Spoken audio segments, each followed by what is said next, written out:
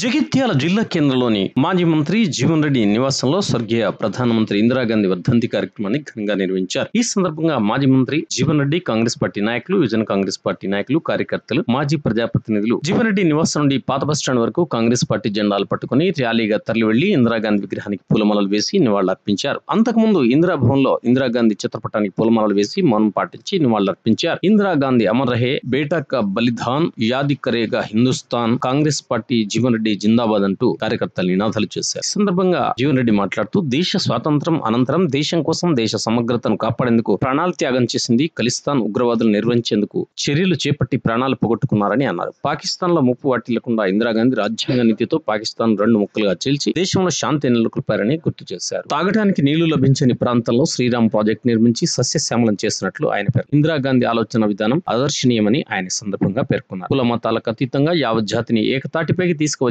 రాహుల్ గాంధీ భారత్ జోడో యాత్ర నిర్వహించారని ఆయన పేర్కొన్నారు. ఇందిరాగాంధీ గారు ఒక మహత్తరమైన శక్తి, ఆదిశక్తి, పరాశక్తి అనేది భావిస్తా ఉన్న కాంగ్రెస్ పార్టీ యావత్ భారతదేశం భావిస్తా ఉంది. ఎందుకంటే 12 సంవత్సరాల చిన్న వయసులోనే దేశ స్వతంత్ర ఉద్యమంలో తానే పాల్గొని కాకుండా ఆ ఏజ్ ఉన్నటువంటి, ఆ వయసు ఉన్నటువంటి వారందరినీ కూడా కూడగట్టుకొని వానర సేన అనేటువంటి ఒక పేరు నామకరణం చేసి దేశ స్వతంత్రంలో పాల్గొన్నటువంటి మహోన్నతమైన నాయకురాలు మరి ఇందిరాగాంధీ అనే మాట ఈ సందర్భంగా తెలియజేస్తా ఉన్నాను. ఆ చిన్న వయసులోనే జైలు జీవితం గడిపినటువంటి మహానాయకులు మరి ఇందిరాగాంధీ అనే మాట ఈ సందర్భంగా తెలియజేస్తా ఉన్నాను. దాంతో పాటుగా భారతదేశానికి ఇందిరానే ఇండియా, ఇండియానే ఇందిరా అనేటువంటి ప్రపంచ దేశాలు ప్రశంసిస్తున్న సందర్భంలో ఐరన్ లేడీ ఆఫ్ ఇండియా అనేటువంటి బిరుదు ఇచ్చిన సందర్భాన్ని నేను గుర్తు చేస్తా ఉన్నాను. కాంగ్రెస్ పార్టీ కార్యకర్త గర్వంగా భావించాలని సందర్భంగా తెలియజేస్తూ మరొక్కసారి ఆ మహానాయకురాలకి నిజంగా ఉదయపూర్వక ఘన నివాళులు అర్పిస్తూ ముగిస్తున్నాను. జై హింద్, జై కాంగ్రెస్, జీవన్. ఇండియా అంటేనే ఇందిరా. ఆ స్థాయిలో తీసుకొచ్చిన ఇందిరాగాంధీ 1977లో బ్యాంకులను జాతీయకరణ చేసి సామాన్య మానవుడు కూడా జాతీయ బ్యాంకులో అవకాశం కల్పించిన పెద్ద గొప్ప వ్యక్తి. ఎట్లయితే రాజశేఖర్ రెడ్డి గారు గ్రామీణ ఆరోగ్యశ్రీ అని తీసుకొచ్చి గ్రామీణ ప్రాంత వాళ్ళకు కూడా కార్పొరేట్ హాస్పిటల్లో విద్య ఏదో ఉచిత చికిత్స చేయించారో అలాగే బ్యాంకుల జాతీయకరణతోటి ఈరోజు మనమందరం జాతీయ బ్యాంకుల్లో ఖాతాలు ఓపెన్ చేసుకోవడం కానీ లోన్ తీసుకోవడం జరుగుతుంది. అట్లాంటి మహానీయురాలు మనకు దుర్ఘటనలో చనిపోవడం, వారి అంగరక్షకులు చంపడం శోచనీయమైన విషయం. అట్టి కాంగ్రెస్ పార్టీలో మనందరం కలిసి పనిచేసుకుంటూ ఈ అవకాశం పనిచేసుకుంటున్నాము. ఇట్టి అవకాశం కల్పించిన అందరు కాంగ్రెస్ పార్టీ కుటుంబానికి నివాళులు. ఎప్పుడు కూడా వెనకాడకుండా వాళ్ళ తాతల నుండి, తండ్రుల నుండి కూడా ఈ దేశం కోసం వాళ్ళు జైల్పాలై కూడా ఈ దేశం కోసం దేశాన్ని ముందు తీసుకుపోయినటువంటి సందర్భాలు ఎన్నో. కానీ ఈ రోజున ఒక బాధకరమైన విషయం జరుగుతున్నది ఈ భారతదేశంలో కూడా.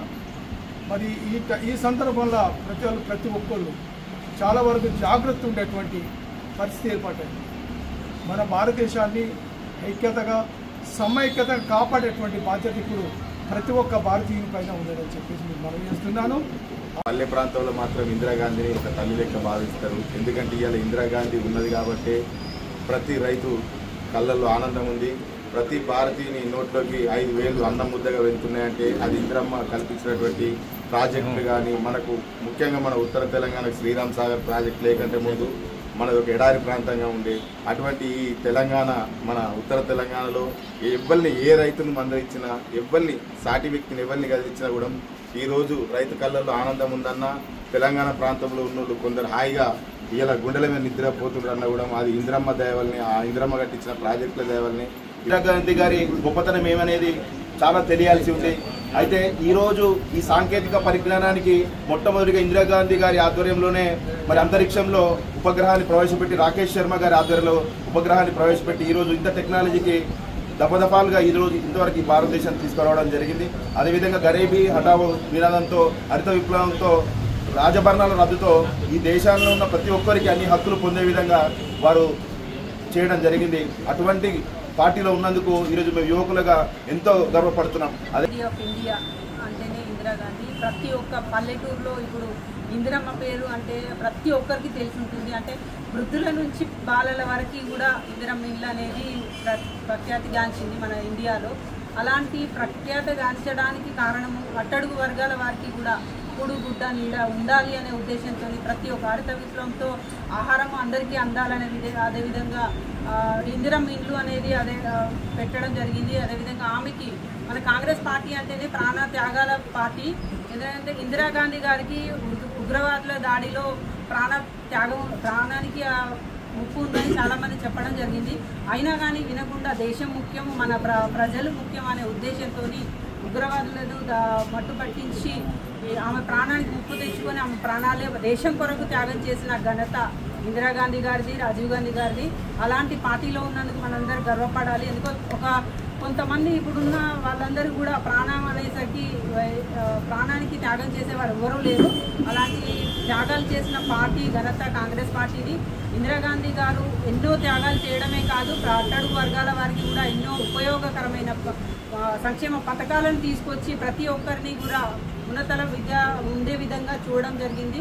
ముఖ్యంగా మహిళలందరూ కూడా ముందుకు రావాలనే ఉద్దేశంతో ఎన్నో కార్యక్రమాలు చేయడం జరిగింది. కాబట్టి ప్రతి ఒక్కరూ ఆమె బాటలో నడవాలని కోరుకుంటూ సెలవు. ఇందిరాగాంధీ గారు చనిపోవడం జరిగింది. ఆ రోజు చనిపోయిన రోజు జీవన్ రెడ్డి గారి అధ్వర్యం లోపల జగిత్యాల ప్రాంతం లోపల మసీదులో కానీ మందిరాల్లో కానీ ఎలాంటి అవాంఛనీయ సంఘటనలు జరగకుండా వారి అధ్వర్యం లోపల శాంతి ర్యాలీ తీయడం జరిగింది. ఎంత బంధుకాలు ఇచ్చినారు.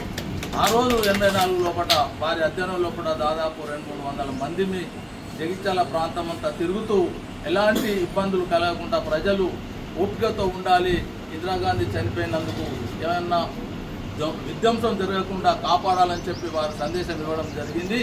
స్వర్ణ దేవాలయం లోపల జరిగిన ఒక చిన్న సంఘటనకు అంగరక్షకులే ఇందిరాగాంధీ గారిని బలి తీసుకోవడం జరిగింది.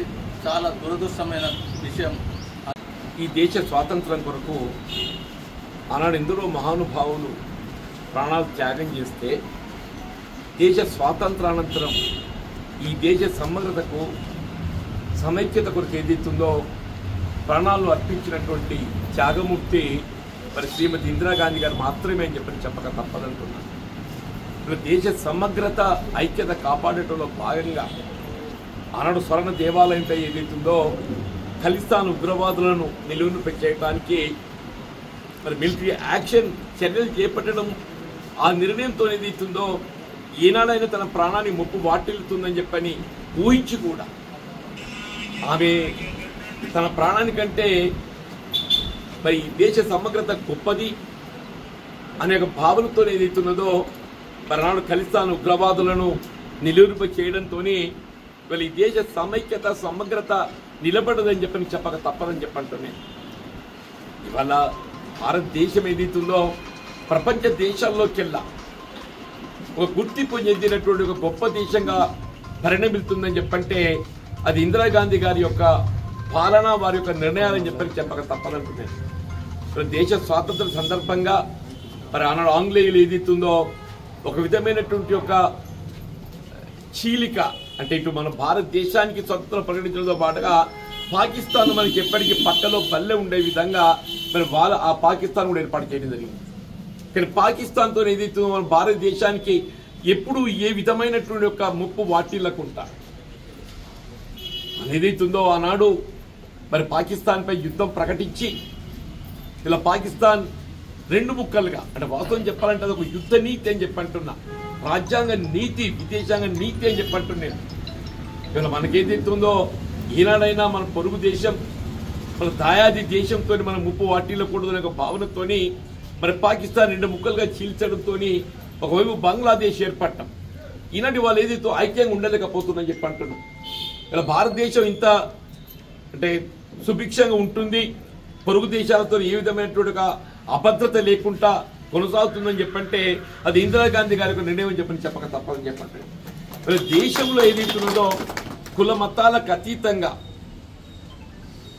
ఈ భారత పౌరులందరూ కూడా ఒకటి అని తెలియజెప్పేటువంటి ఒక ఆలోచన విధానాన్ని, సిద్ధాంతాన్ని అమలు చేసిన ఘనత కాంగ్రెస్ పార్టీ ఇందిరాగాంధీ గారిది అని చెప్పక తప్పదండి. ఇవి ఏర్పడ్డా కానీ ఎవరెన్ని చెప్పినా కానీ ఏ ప్రభుత్వం ఏ కార్యక్రమం అమలు చేసినా కానీ అది ఆనాడు ఇందిరాగాంధీ గారు రూపొందించిన కార్యక్రమాల అమలుకి ఏదైతుందో ఇది కొనసాగింపు మాత్రమే చెప్పక తప్పదంటున్నాను.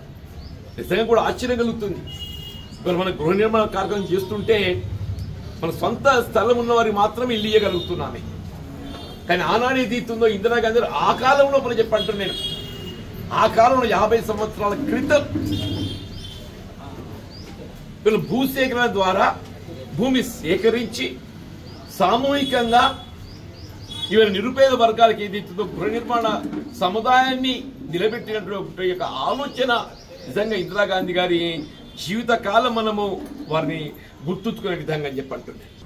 వాళ్ళ విద్య అనేది ఎంత ప్రధానమో ఆ విద్యకు తోడు ఏదైతుందో ఉపాధి కల్పన అంతే ప్రధానమని చెప్పంటుంది. ఆ ఉపాధి కల్పన అనేది ప్రధాన లక్ష్యంగా ఎంచుకొని వీళ్ళ కాంగ్రెస్ పార్టీ ముందుకు పోతుంది చెప్పండి. మరి పేదవాడికి ఒక గూడు కల్పించాలి అనే భావంతో ముందుకు పోతుంది. మరి ఇందిరాగాంధీ గారి ఆశయాలకు అనుగుణంగా వాళ్ళ కాంగ్రెస్ పార్టీ అందరం కూడా మనకు కాంగ్రెస్ పార్టీతో అనుబంధం నాకు 4 దశాబ్దాలని చెప్పండి. ఇప్పుడే మిత్రులు దుర్గాన్న మాట్లాడినట్టు ఏదైతుందో మరి వారి జీవితం మనందరినీ ఏదైతుందో ఒక మార్గదర్శకంగా ఒక ఆదర్శంగా తీసుకునే విధంగా కాంగ్రెస్ పార్టీని నడిపిస్తుందని చెప్పి భావిస్తుందని చెప్పండి. మరి వారి ఆత్మకు శాంతి చేకూరాలని చెప్పని దానికి అందరం కూడా సమైక్యంగా నిలబడే ప్రతి సోదర కాంగ్రెస్ కార్యకర్త ప్రతి పౌరుడు అని చెప్పంటారు. ప్రతి భారత పౌరుడు రాజకీయంగా ఏదైతే మనతో విభేదించవచ్చు, కానీ దేశం సమగ్రతకు త్యాగం చేసిన ఆ ఇందిరాగాంధీ యొక్క త్యాగాన్ని మాత్రం ఎవరు కూడా మరి దాన్ని మరవలేరని చెప్పండి. ఆనాడు మహాత్మా గాంధీ గారు ఏదైతుందో మరి దేశ స్వాతంత్రం కొరకు ఏదైతుందో అహింసా సిద్ధాంతంతో దేశాన్ని స్వాతంత్రం సిద్ధింపజేసిండు కాబట్టి వారు మహాత్ముడు అయిందని చెప్పంటారు. అటువంటి ఒక మహాత్ముని అడుగు చాడోళ్ళు ఏదైతుందో అనడు ఆయన అహింసా సిద్ధాంతంతో ఈ భారతదేశానికి మరి స్వాతంత్రం సిద్ధింపజేసింది. మరి ఆ దేశ సమగ్రత నిలబెట్టడం కూడా ప్రధాన బాధ్యతగా ఎంచి ఇవాళ తన ప్రాణం త్యాగం చేసిన త్యాగమూర్తి ఇందిరాగాంధీ గారు మనకు ఆదర్శం అని చెప్పని మనం చేస్తూ ఇందులో పాల్గొన్న ప్రతి సోదర కాంగ్రెస్ కార్యకర్తకు నేను హృదయపూర్వకంగా ధన్యవాదాలు చెప్తూ సెలవు తీసుకుంటూ జై హింద్.